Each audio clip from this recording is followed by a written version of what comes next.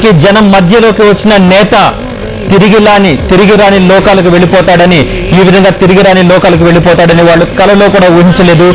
తమ ముఖ్య నేతకు ఎప్పుడు కూడా ఘనంగా స్వాగతం పలకడానికి ఎదురు చూసిన ప్రజలు ఈ విధంగా వీడ్కోలు పలకతాము అని ఎప్పుడు కలలో కూడా ఊహించలేదు. ఎన్నో ప్రజా సంక్షేమ పథకాలను ప్రవేశపెట్టిన ముఖ్యమంత్రి ప్రజల మధ్యలోకి వెళుతూ తిరిగి రాని లోకాలకు వెళ్ళిపోతారని ఊహించలేదు. ప్రమాదం జరిగిన సంఘటనా స్థలంలో ఉన్న ఆ దృశ్యాలను మనం చూస్తూ ఉన్నాం. నిన్న ఉదయం నుంచి ముఖ్యమంత్రి కనిపించడం లేదు అనే వార్తను టీవీ9 బ్రేక్ చేసిన దగ్గర నుంచి కూడా నిరంతరం ముఖ్యమంత్రి ఇప్పటి వరకు కూడా టీవీ9 ఆ దృశ్యాలను నిరాటంకంగా అందిస్తూనే ఉంది.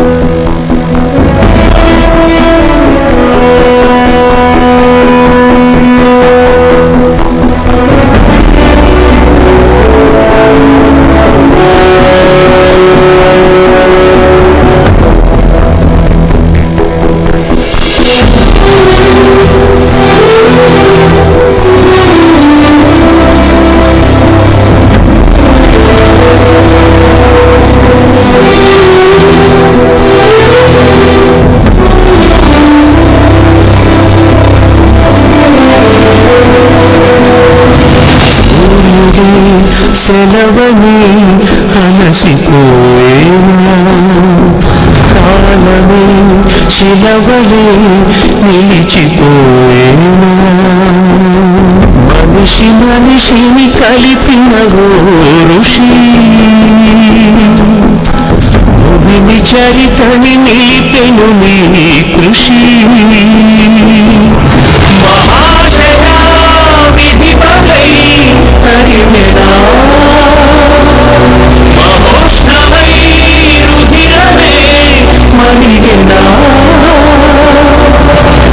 ఆగిపోయేనా త్యాగం కదా ఆగమరిచేనా దైవం వృధా సెలవని అలసిపోయేనా కాలమే శిలవలే నిలిచిపోయేనా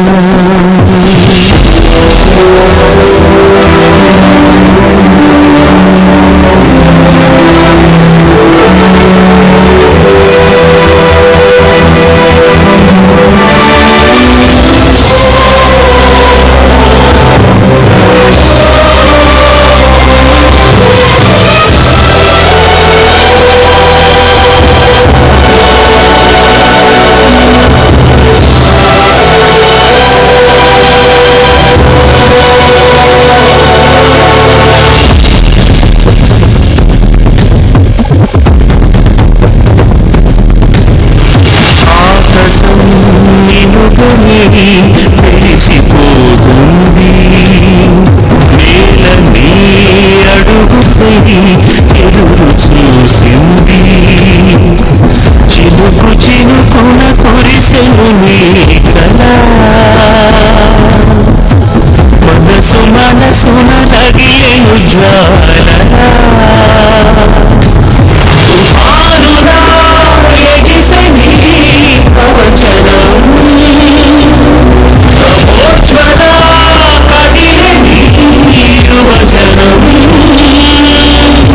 పంచభూతాలే తోడై సదా.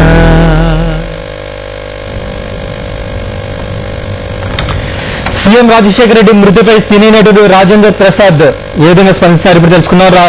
రాజేంద్ర ప్రసాద్ గారు, ప్రియతమ ముఖ్యమంత్రిని ఆంధ్రప్రదేశ్ కోల్పోయింది, ఆంధ్రప్రదేశ్ తమ ప్రియతమ నేతను కోల్పోయింది, ఆంధ్రప్రదేశ్ అంతా దుఃఖ సాగరంలో ఉంది. మీరు ఏ విధంగా రియాక్ట్ అవుతున్నారు దీనిపై?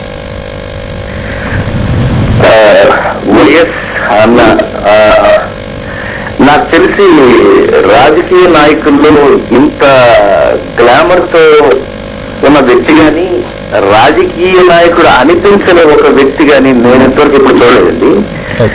అసలు కనిపించగానే ఒక ఎదుటి మనిషిని ఆప్యాయంగా దగ్గరికి తీసుకునేటటువంటి ఒక క్వాలిటీ రాజకీయ నాయకుల్లో ఉంటుంది అని నేను నమ్మలేదండి ఎప్పుడు. అసలు చూడగానే రాజేంద్ర ప్రసాద్ గారు రండి అలాంటి పిలుపు ఉంటుందని నేను ఎప్పుడు ఎక్స్పెక్ట్ చేయలేదండి. అసలు ఇప్పుడు ఇంట్లో ఒక వ్యక్తిని కోల్పోయిన దానికన్నా ఎక్కువగా బాధపడుతున్నానండి నేను యాక్చువల్గా. రాజేంద్ర ప్రసాద్ గారు ముఖ్యమంత్రితో మీకు ఎలాంటి అనుబంధం ఉండేది?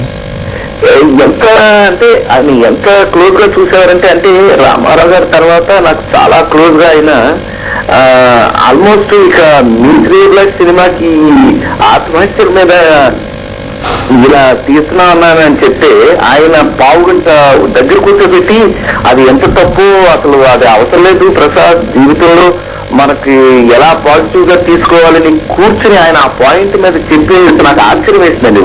అంటే అంత ప్రజల కోసం ఎప్పుడు ఆలోచించే వ్యక్తి 24 గంటలు అదే ఆలోచించే వ్యక్తి ఏ టాపిక్ నైనా అంత సీరియస్ గా తీసుకుంటారని నాకు ఎంతో ఆశ్చర్యం అండి.